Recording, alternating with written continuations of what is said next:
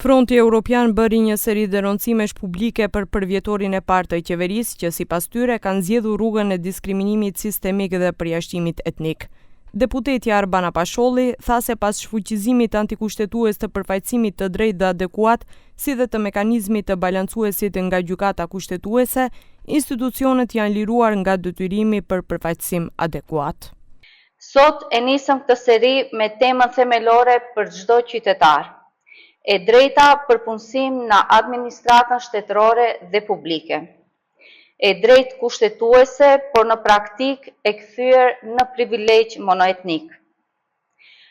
Pas shfuqizimit antikushtetues të vlerës kushtetuese të përfaqësimit të drejtë dhe adekuat, si dhe të mekanizmit të balancuesit nga gjykata kushtetuese, institucionet shtetërore u liruan nga çdo detyrim për përfaqësim të drejtë dhe adekuat.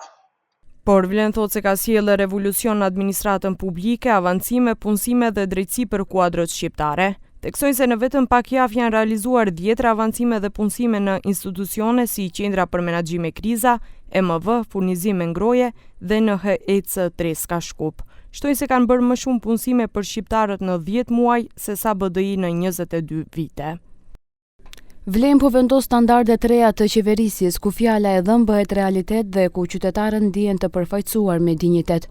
Por rikthejmë besimin në institucione, po krijojmë hapësirë për kuadro të reja dhe të afta dhe po garantojmë shërbime cilësore për të gjithë qytetarët pa dallim.